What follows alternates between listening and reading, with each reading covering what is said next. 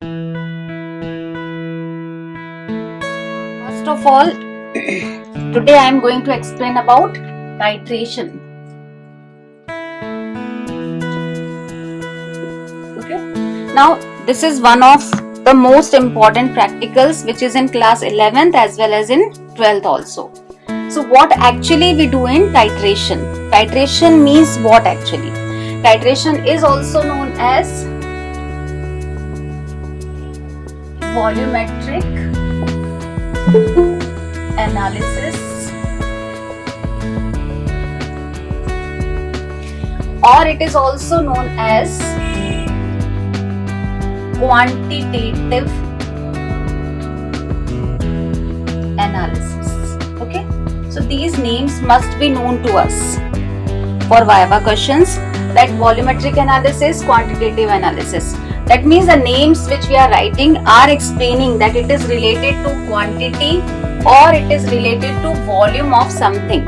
That is known as titration. So, in these practicals, what we do, we take known volume of one compound, and with the help of the known volume of that compound, we find out the volume of other compound which is involved in that process.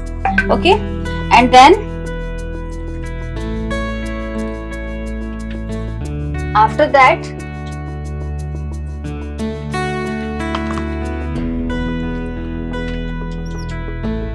Akshat Chhabra.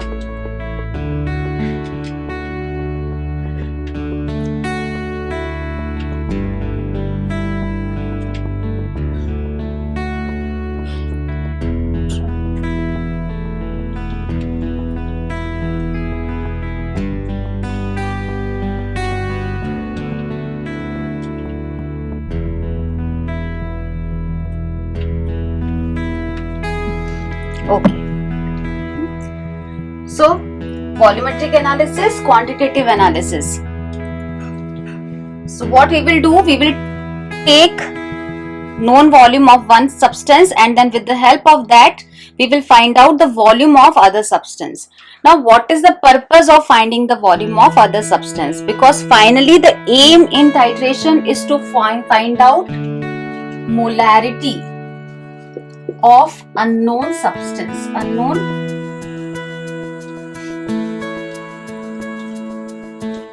Okay, means the substance is known to us, but its molarity is not known to us. So that molarity we need to calculate with the help of another substance whose molarity as well as volume is known to us. This is the whole process of titration. Now, how we proceed? So first we will write one aim for titration, that how we will proceed with that particular question. Now, in class 11th, you have there are many type of titrations. Okay, so one of the type of titration is acid base titration.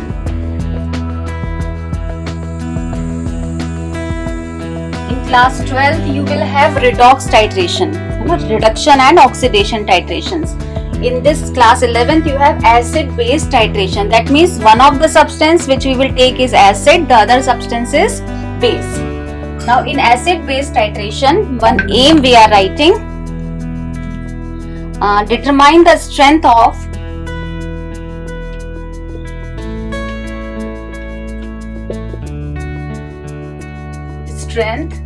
and molarity. Right. Strength and molarity of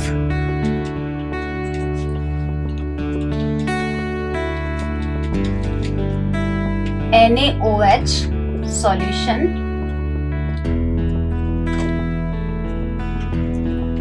with the help of M/10 oxalic acid. Okay, solution. In book it is written M/20. You will do it with M/10. Okay, so you write this aim. So according to question, what is there? You have to find out strength and molarity. So strength we will find later. First we have to focus on molarity. molarity of NaOH solution with the help of M/10 oxalic acid solution. That means what? One of them is acid, oxalic acid is acid, and NaOH is a base. So we are doing acid-base titration. Now, molarity of oxalic acid is known, that is M/10 oxalic acid. Okay, and with the help of this, we have to calculate the molarity of NaOH solution. Clear? Now, M/10 oxalic acid we have to prepare. This is just given in the statement form. Now you have to start practical by preparing M/10 oxalic acid solution. Every time, whenever such titration will be given to you, every time you will have to prepare oxalic acid solution, and you will every time find the molarity of NaOH solution only. Okay, means acid strength will be given to you, molarity will be given to you, you will have to find the strength of base in this titration. Okay, now M/10 oxalic acid, how to prepare? For that we require molecular mass of oxalic acid, because whenever molarity is given and you have to prepare solution, okay, then you must know that for preparing M/10 solution of oxalic acid, how much oxalic acid we will weigh to prepare that solution. We have to prepare M/10. So we should know that in 1 molar solution of oxalic acid, actually how much amount of oxalic acid is needed. So first we will calculate that. So for that, molecular mass of oxalic acid, formula of oxalic acid, for finding out molecular mass we require its molecular formula. So COOH bonded to another COOH. Okay, the actual structure is C double bond O OH, C double bond O OH. Okay, that means what? Carbon having 4 bonds, C having 2 bonds this side with O, 1 bond here, 1 bond here. Okay, this carbon also having the same bonds. This is oxalic acid, and because it is a hydrated salt, so 2H2O water molecules are associated with it. So this is the exact formula of oxalic acid. Okay, when we write the reactions with oxalic acid, we write this much only, but actual structure of oxalic acid is with dot 2H2O. 2 water molecules are associated as water of crystallization. So including the mass of these also, we will calculate the molecular mass of oxalic acid. So it comes 126 grams. How to find molecular mass? Now you all know. We will do the total of atomic masses of all these. Okay, so 126 grams is the molecular mass of oxalic acid. When we prepare it in 126 gram is actually equal to 1 molar of it, and this time we have not to prepare 1 molar solution. One more thing is there. We are doing titration, and we are individually doing this practical, so we don't require 1 liter solution. Okay, so we will prepare solution only in less quantity, because individually you are doing this practical. So you will prepare solution in 100 ml only. Okay, so in 1 liter you have not to prepare, you have to prepare for 100 ml only. Now after knowing its molecular mass, next step what to do?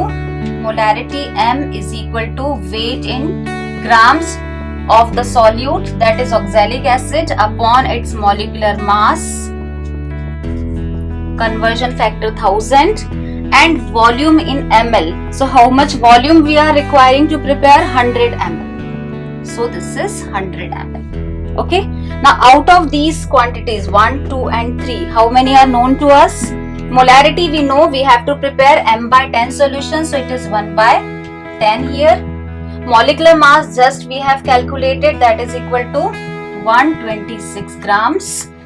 Now we will find that how much mass we need to weigh to prepare M/10 solution of oxalic acid. Okay, This is your first step, what you are doing. Because for carrying out the titration, first requirement is this, that you should have a m/10 solution of oxalic acid prepared with you. Okay, so now it will come, how much it is? 1.26 yes, grams. You have to weigh and then you have to prepare solution in 100 ml. Okay, because we have taken here volume 100 ml to prepare. This volume may change, it is not fixed, but for you it will always be fixed to 100 ml. Okay, and after doing this, what we do next step? Now we have come to know that we have known that 1.26 gram is required by us. We will go to weighing machine, we will weigh 1.26 grams. Okay, now after weighing 1.26 gram, we will transfer this 1.26 grams in a beaker.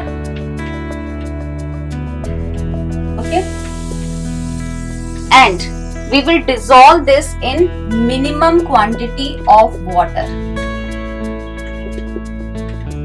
Minimum quantity means as much water which can dissolve this amount of salt, okay, or substance, acid.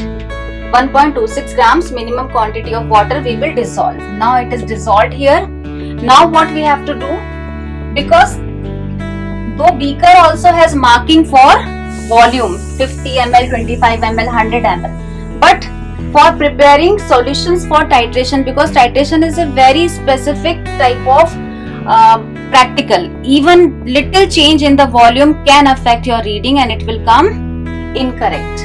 So what we will do, there is a flask in which you have not seen till class 10th, I suppose.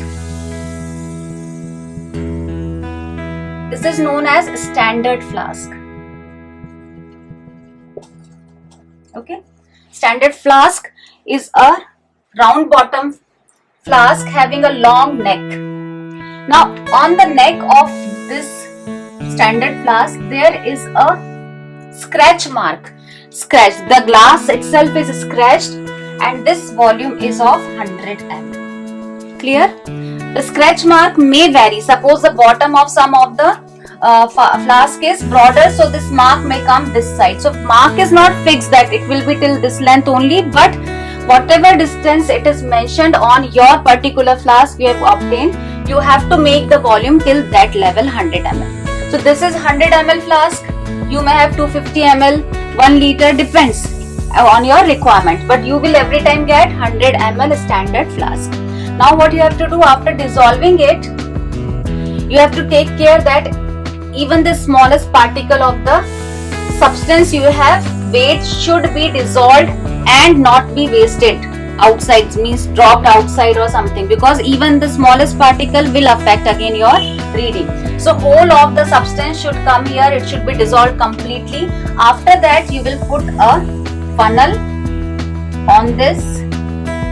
Why funnel? Because the mouth opening of this flask is very narrow, so some of the substance may spill outside. So you have to put flask, funnel, and then you will transfer this solution to this.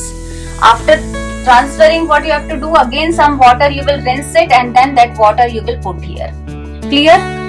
Now what you have done in beaker you can directly do it in standard flask also, okay, but it is convenient, so you can do it first outside, dissolve it and then transfer it and then rinse it compulsorily, because some of the substance may stuck to the walls. Okay, so you have to rinse it and then transfer it.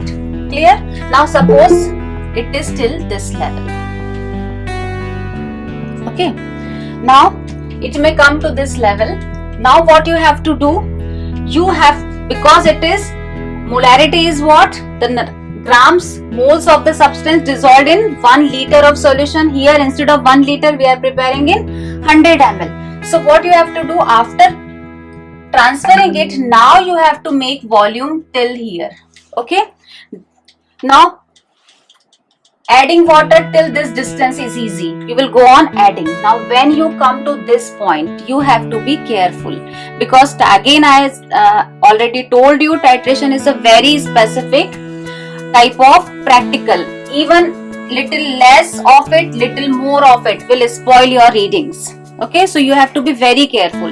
The main thing in this practical is you have to do all steps very carefully. So the level should be exactly here. So what you will do, once you have reached this level, after that you will add water drop by drop, so that it comes exactly on this line, not more than this, not less than this.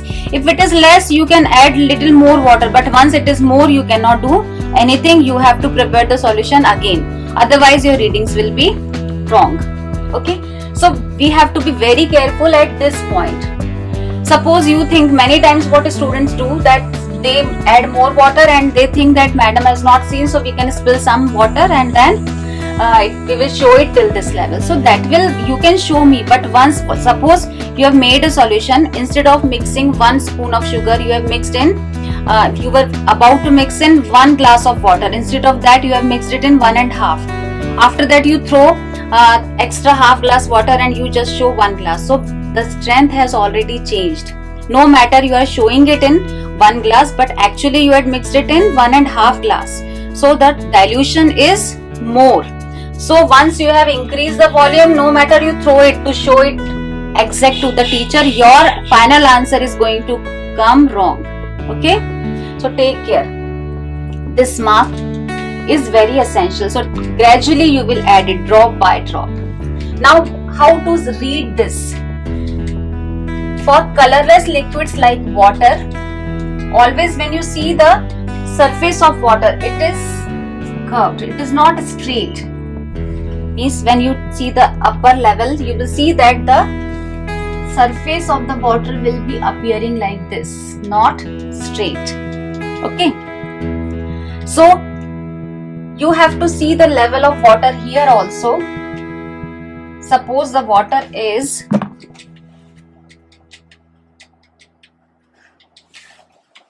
this is the black line is the scratch mark of your standard flask, and the level of water is like this. Curvature is there. Okay, so you have not to see these. Actually, if you see, the points are higher here, but the bottommost point is touching the line. This thing you have to take care, that the bottommost line should touch the scratch mark. Okay, this is important. So this level we have to see. Clear?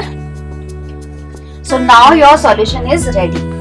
Once again, your solution is ready, but because this flask is not uniform, broader at the base, tapering at the neck, so because of this reason, the substance was at the bottom, you have added water, now it is not mixed properly. Maybe that the concentration of substance is more in the bottom and less here, because you have not shaken it after mixing. So now the next step after this is that once you have make up the volume, then you transfer it back to beaker. Okay, now you can transfer it back here. So mixing the substance, then transferring it, making the volume till 100 ml, and then again transferring it to the beaker. This is one step complete. That means you know the molarity of this solution which you have prepared is M/10 oxalic acid. This is M/10 oxalic acid. Now next step.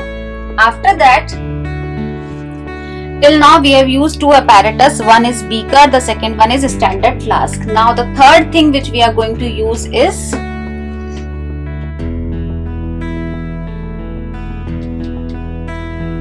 this is conical flask. Okay. Now you have transferred the solution from this to beaker. Now your solution is inside this 100 ml. Okay, your 100 ml solution is here. From this solution we will take 10 ml out. Out of 100 ml we will just take 10 ml out, and we will put this 10 ml in this conical flask. Now how to take out this 10 ml out from this 100 ml? You will see this time a new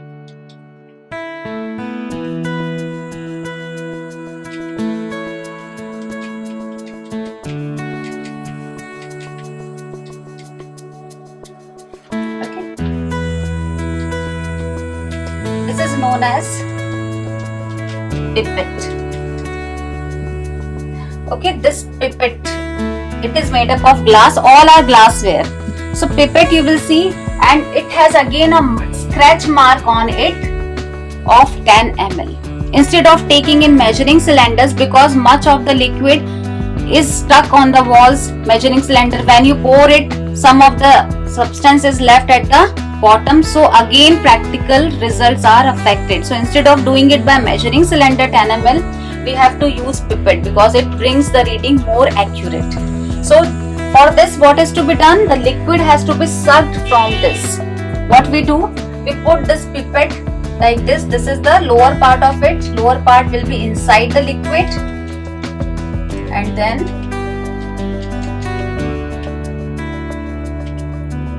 this is the part from where you will suck the liquid, and you will see that as soon as it comes to this exact mark, you have to stop. Maybe if it is coming more of it, then you have to take it out, and then just you have to release it. It is open from both the ends. When you will see it, then only you will understand. This practical work when you will do, then more exactly you will understand. Okay, so this is open from both the ends. So until it is inside the liquid, when you suck it just like a straw, the liquid will rise up. But once you take it out, you have to cover it from the top, then only the liquid will be staying inside this pipette. Okay, so you will put your finger on it, then take it out, and then drop it here. Okay, so 10 ml will come here. You have to bring it to exact mark. This will require little practice to bring it on exact 10 ml mark. Now you have two things known. Molarity is m/10 for oxalic acid, and volume you have just taken out 10 ml.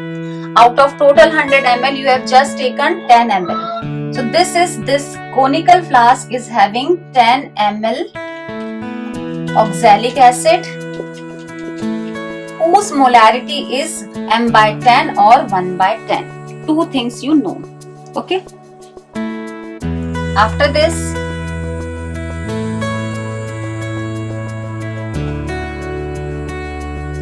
now next thing is that because we are doing titration, so in titrations we need to know the end point.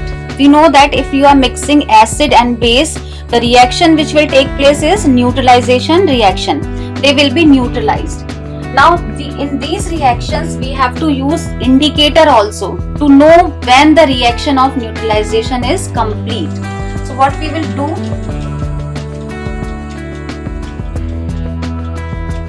Indicator phenolphthalein we are going to use. We know that phenolphthalein is an indicator which gives pink color in basic medium, not in acidic medium. Okay. Phenolphthalein gives pink color in basic medium. So now what will happen? In this solution, which is 10 ml oxalic acid of molarity m/10, we are going to add 2 to 3 drops of indicator phenolphthalein. Now because this phenolphthalein indicator does not give any color in acidic medium, so even after adding there will be no color change. Okay, so why we have mixed it? The reason is this. Now this is acid. Now drop by drop we are going to add base in it, NaOH, whose molarity is not known to us and volume is also not known to us.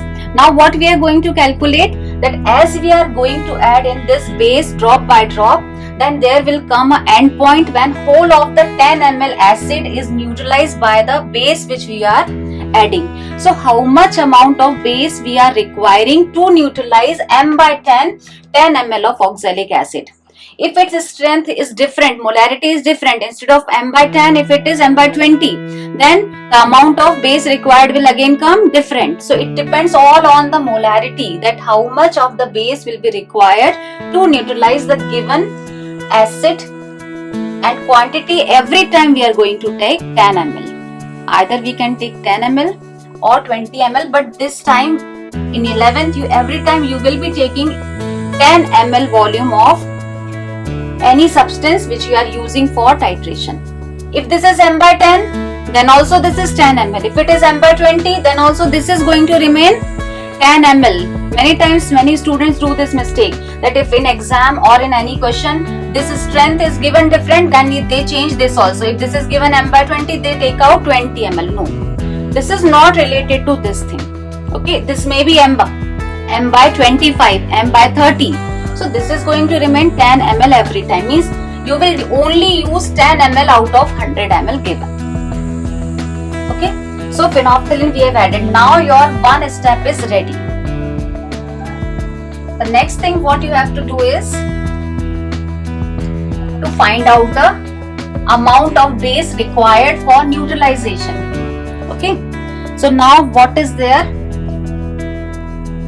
A long tube-like structure is there, which is known as burette. These are two new apparatus you will see. One is pipette and the other is burette. Now burette is a long tube-like structure having opening at the base, and there is a stopcock here which operates to close it or to open it. Okay, then because it is a tube-like structure, one more thing is there. It is graduated. It has a scale marked on it, starting from 0 ending till 50. That means the volume you can fill in this is 50 ml. Okay, so burette every time will be given of 50 ml. Now after that, because it cannot stand on its own and you have to raise it up to let the drops fall into the conical flask which you have made ready. Okay, in the conical flask you have made to fall these drops, drop by drop. So we have to fix this with the help of clamps. Clamps are there and there is a stand also. Okay, so there is a stand. With the help of a stand you clamp it, and that clamp fixes it on one position. Now what we are doing, this is actually your, somebody's mic is on, please turn it off. No, it is making noise. Okay, so this is, in this what is there, m by 10 oxalic acid you have taken in volume 10 ml, and what third thing is there inside it? Phenolphthalein indicator. Okay, three things are present here. Now drop by drop you are adding this. Suppose now you will start reading from here. It was on 0. Again you will see the level of liquid inside this in the lower meniscus, the lower part of it touching the line. Okay, then drop by drop it is coming. Suppose the reading comes here from 0, 1, 2, 3 and it comes till suppose 15. And what will happen? This is acid, you are adding base to it. Acid and base are getting neutralized. A time will come, exact point will come when whole of the acid is neutralized by the base. Now if you add a single drop of base extra, then what will happen? Because of the presence of phenolphthalein, now there is no acid left to neutralize the base. After you have added 0 to suppose 13, 14, 14.9 ml. But till you added 14.9 ml, there was acid left to neutralize that base. But as you added the last drop that comes on 15 ml reading, now there is no acid to neutralize that base. So what will happen? Now this solution has become basic by 1 drop extra. Because of that 1 drop extra, what has happened? This phenolphthalein which was present will give you pink color in it. And you have to be very careful for taking this reading. Slightest pink color, we don't want dark pink color. Okay, we just want the change of transparent solution to lightest possible pink color. That end point we have to see, because that is the actually exact neutralization point. If it is dark pink color, that means we have added lot of base extra. That is why we are getting dark pink color. So that is the end point. Suppose it has come on 15 ml. Now your practical work is over. Practical is done. You have calculated the required amount of volume of the base needed for this practical. Clear? So now we have three things.